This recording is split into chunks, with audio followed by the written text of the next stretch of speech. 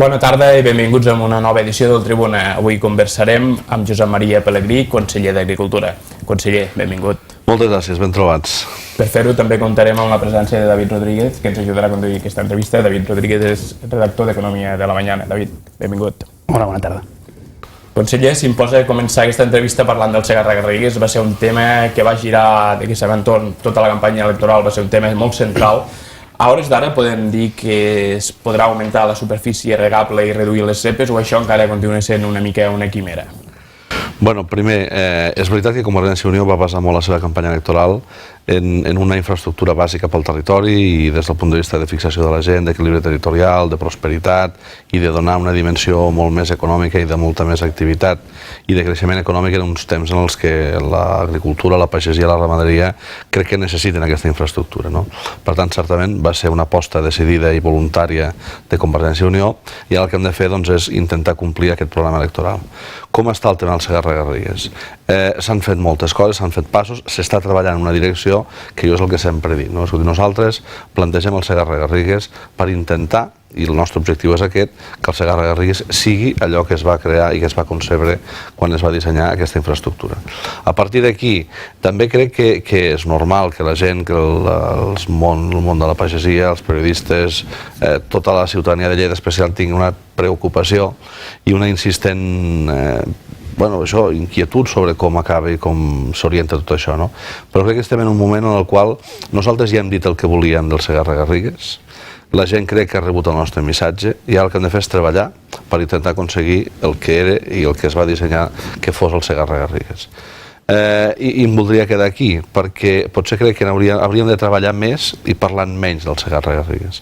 En la mesura que parlem més i que tenim més explicacions i que tenim més detalls, jo crec que la línia és aquesta, la línia és intentar que el Segarra-Garrigues pugui ser allò pel qual es va concebre i a partir d'aquí les formes, les maneres, els temps, jo crec que això s'ha d'anar veient en funció de com anem treballant. Pensin una cosa, fa un mes que estem en el nou govern de la Generalitat, una cosa que fa tants anys que es va dissenyar, tants anys de construir, tants anys de polèmica, no es pot resoldre en 2 dies, no? Però, dit això, estic segur que podré ben aviat donar notícies importants i a més favorables i positives de cara a realment aquest objectiu que ens hem plantejat.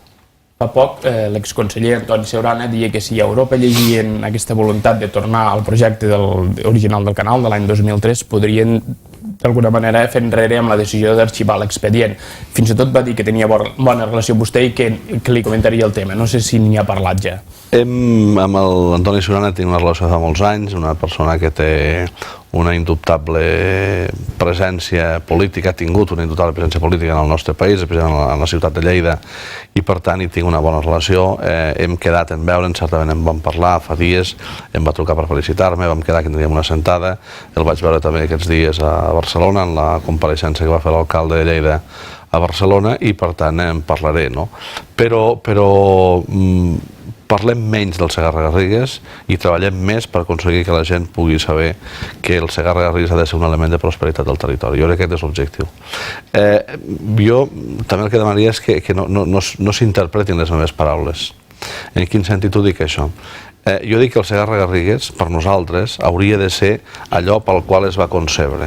Jo no he parlat en cap lloc, no trobaran vostès cap declaració meva, si aquesta voluntat i aquest objectiu de que fos el que hauria de ser vol dir reduir cepes, vol dir ampliar cepes, vol dir ampliar protecció, vol dir reduir protecció. Jo crec que hem de veure com nosaltres treballem, hi ha una estratègia feta i plantejada, és una estratègia que crec que pot donar bons resultats i a partir d'aquí el que he de fer és demostrar que és possible que el Segarra-Garrigues, amb els elements de protecció, sigui allò pel qual es va concebre. I això és una cosa que s'ha de demostrar en fets, és a dir, no podem interpretar paraules, perquè les paraules al final són paraules, no?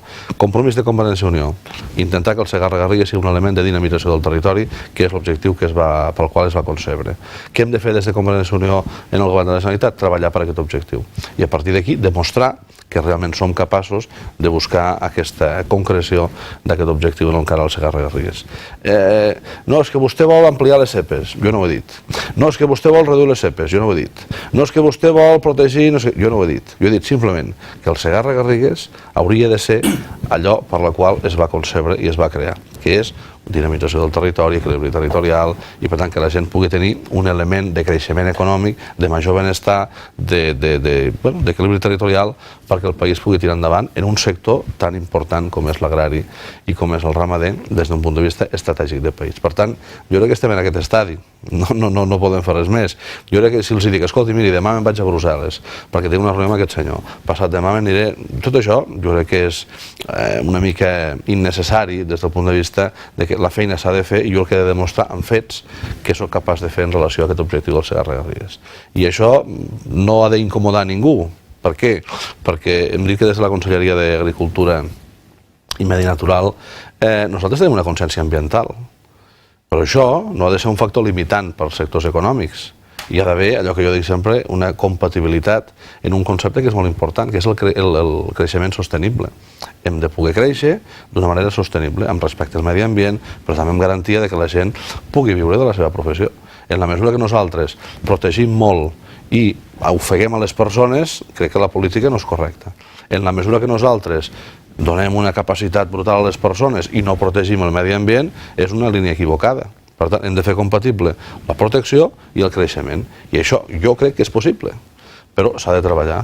I s'ha de treballar amb discreció, s'ha de treballar amb serenor i s'ha de treballar amb un objectiu molt clar que és aquest. Per això dic, moltes vegades, escolti, que si les declaracions... Jo dic, i he dit sempre, el Segarra-Garrigues ha de ser allò pel qual es va concebre. Jo no he dit mai si augmentaré cepes, si reduiré cepes, si faré això o si faré allò. He dit això. I a partir d'aquí anem a veure com aquest objectiu es pot complir. I l'única manera que això ho pugui fer és a través d'obres i de demostrar a la gent, amb obres, amb acords, amb coses concretes, que la línia és aquesta i que realment això és el que la gent vol també, no? I sobretot hi ha una cosa que també m'ho tinc molt clara, que és escoltar el territori, escoltar la gent. S'ha de fer una cosa entre tots. En la mesura que jo vulgui fer una cosa per mi, m'equivocaré. I en la mesura que vulgui fer una cosa només escoltant a determinats sectors, jo crec que també m'equivocaré, no? Per tant, he de buscar aquesta compatibilitat, aquest equilibri, per un tema tan transcendent i tan important per les Terres de Lleida. Només una cosa, conseller, abans de passar a la següent pregunta, ja més centrada en un altre àmbit del món agrícola. Vostè que ha parlat amb el territori, creu que hi ha la sensació que s'ha primat més l'interès de les aus que de les persones? Ja sé que soc una mica reduccionista, però... A veure, nosaltres ho hem dit públicament, això, de que l'anterior govern primava molt un interès ambiental per sobre d'un altre interès personal, no? I hem fet una metàfora de, escolti, sembla que protegim més a les aus que no pas a les persones, no? I crec que un governant i un polític, i això una institució, des del punt de vista fins i tot institucional, ha de tenir clar que hi ha d'haver el respecte al medi ambient, hi ha d'haver el respecte i la protecció a les aus, per suposat que sí, perquè nosaltres tenim consciència ambiental, però també crec que hi ha d'haver el respecte a les persones, a un país, a un territori. Dic una cosa en favor dels pagesos, i no sé si en contra de les aus, però qui ha conservat les aus són els pagesos. Qui ha conservat l'hàbitat d'aquestes aus que volem protegir són els pagesos. Per tant, els primers interessats en protegir el medi ambient, en protegir les aus, són els pagesos. Home, no destruïm aquesta capacitat de preservació de la natura que ha fet el pagès volent matar el pagès. Perquè, clar, què passa? Que hi ha una migració de la població rural cap a la població urbana i la gent deixa les terres i hem de seguir conreant les terres. L'agricultura és un sector estratègic per a Catalunya. Per tant, home, qui ha tingut cura i qui ha tingut la valentia i l'esforç i el sacrifici i moltes vegades en contra seu de protegir les aus, de protegir les estepes, de protegir aquestes zones, són els pagesos. Per tant, ells són els primers interessats en protegir. Però també jo crec que els hem de donar un element de dinamització, de creixement econòmic, de creixement sostenible. Jo crec que la paraula ho diu tot. I crec que hem de ser capaços de fer pedagogia en això. Per tant, que ningú... Escolti, quan diu... No, és que el senyor Pelegrí diu això... Escolti, si jo dic... És que qui ha procurat que hi hagi això és el pagès, perquè li interessa a ell primer que ningú, perquè ell viu d'això. Doncs, home, perquè l'hem de castigar. Per què l'hem de castigar? És que ha viscut les aus que hi ha, la xurra, totes les zones estepàries, que han sobreviscut i han hagut el treball dels pagesos. Sí, doncs, home, fem-ho compatible, que és possible. Fem un reconeixement al pagès, que és qui ha volgut que això seguís estant així. Perquè si el pagès no hagués volgut, escolta'm, estaria tot conreat, tot anorrat, tot absolutament fora, no? Per tant, és que anem a posar sentit comú a la política. Anem a posar sentit comú a la política i a la gestió de les institucions. Molt bona tarda. Perquè acaba d'aterrar a la Conselleria d'Agricultura un dels problemes endèmics que potser arrossega el sector primari és el tema dels preus en origen, una mica, des que ha arribat una mica, no sé com pensa afrontar-ho, no sé si es pot fins i tot garantir un preu mínim a l'agricultor, al pagès. Miri, jo des que he arribat ja he fet coses, no? I el primer que hem fet és anar a Madrid, perquè estem discutint la PAC. La PAC en aquesta nova post-2013, en aquesta nova edició de la PAC, que vull dir, fa uns mesos no hi havia PAC post-2013.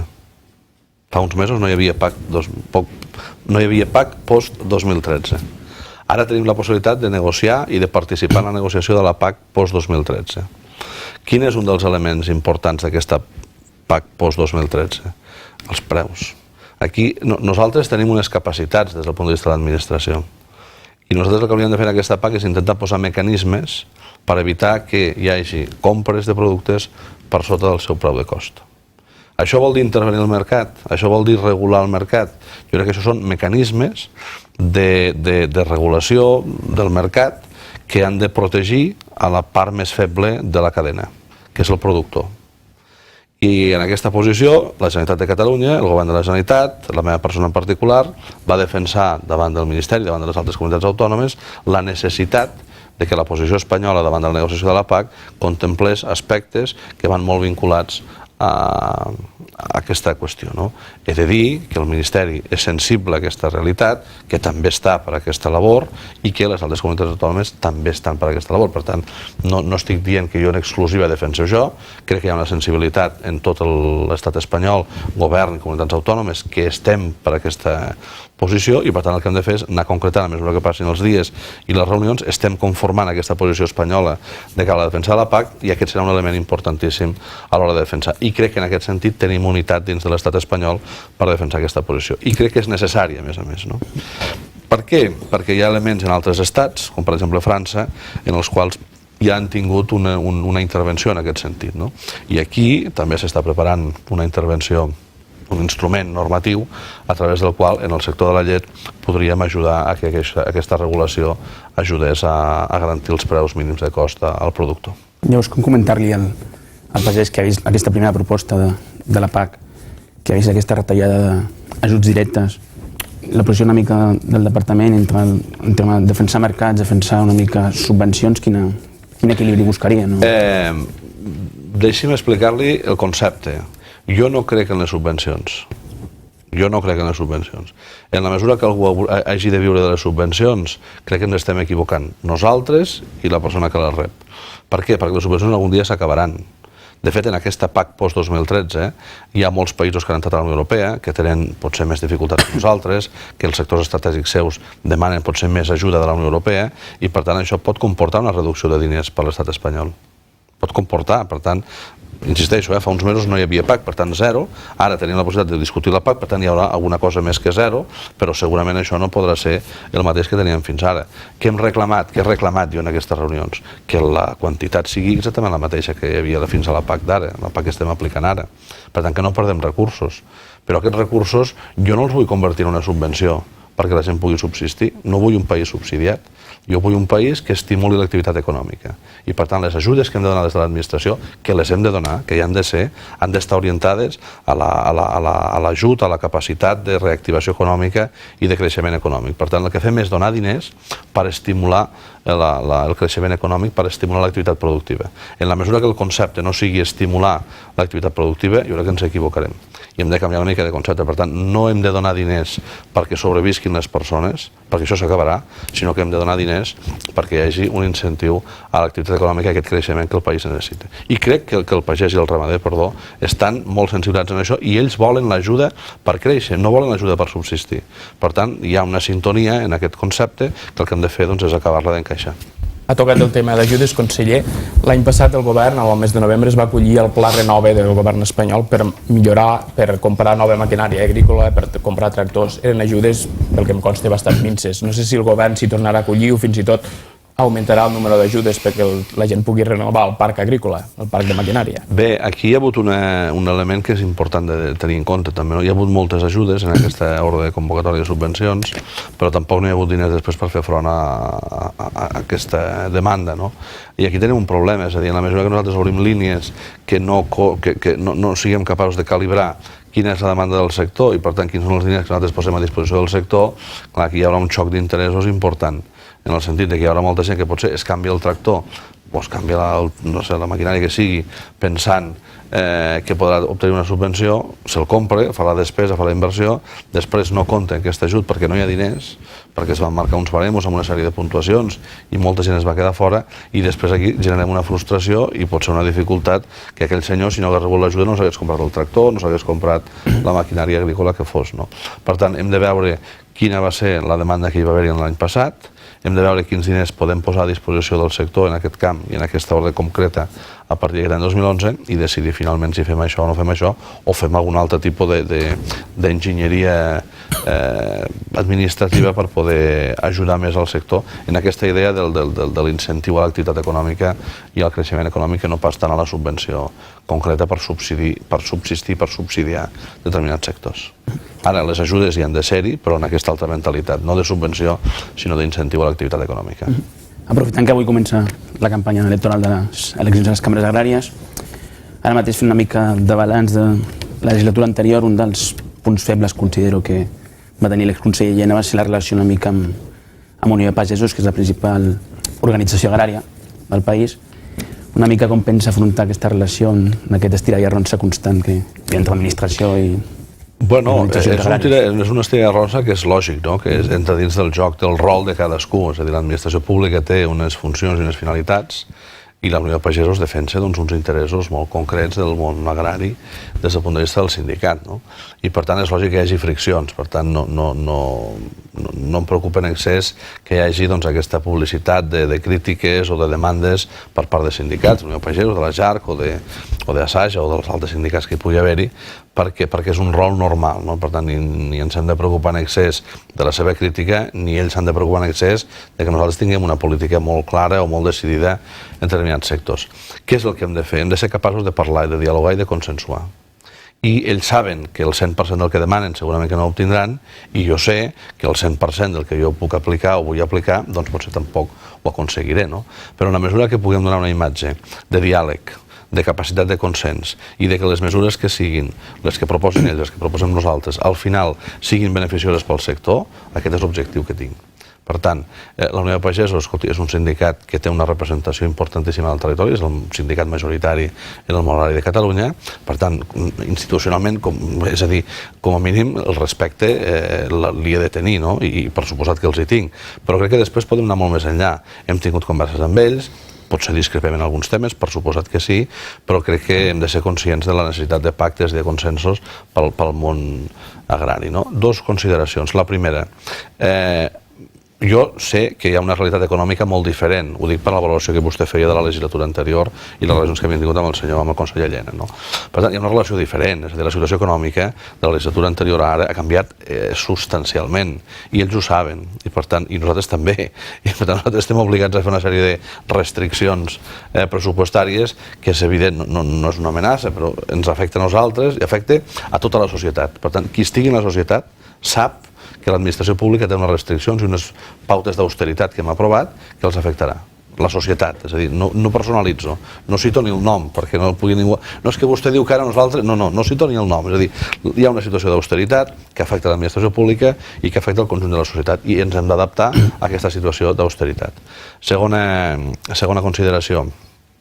Jo crec que és molt important que hi hagi un sindicat agrari, uns sindicats agraris, una sindicació del món agrari que tingui vida i que tingui realment representativitat i per tant que siguin forts per defensar el sector. Tenim un avantatge, ells i nosaltres, que és el Parlament de Catalunya va aprovar el 14 d'abril en un ple monogràfic sobre l'agricultura unes resolucions que deien, entre altres coses, que l'agricultura estava considerada per nosaltres, per ells, per tot el país, com un sector estratègic. Tenim un full de ruta marcat. El que hem de fer és anar complint aquest full de ruta del ple del Parlament de Catalunya i anar compartint allò que nosaltres interpretem, i ells també, sobre aquest full de ruta que ens va marcar el Parlament de Catalunya. Que nosaltres l'assumim, ja dic d'ara, escolti, el meu full de ruta ha de ser les resolucions aprovades en el Parlament de Catalunya, i anem a veure, amb aquest entorn econòmic d'austeritat, com som capaços d'anar complint una a una aquestes resolucions. Aquest és el meu objectiu. Conseller, abans de passar a un altre tema, la seva conselleria també ha agafat part de les competències de medi ambient. El conseller Baltas va anunciar el passat mes de juny que volia declarar el Montsec parc natural. Jo no sé si això continua estant en l'agenda de la conselleria o és un tema que quedaria aparcat. Nosaltres som una conselleria i som un govern que tenim, com he dit abans, consciència ambiental. I per tant hem de veure com nosaltres podem protegir aquesta biodiversitat i aquesta riquesa del nostre patrimoni natural que tenim a Catalunya i especialment a les Terres de Lleida. Certament hi ha iniciatives, hi ha voluntats col·lectives que volen una espècie de... no una espècie, volen una especial protecció en determinats espais. L'austeritat econòmica que tenim, que deia abans, ens fa replantejar molts projectes i moltes coses.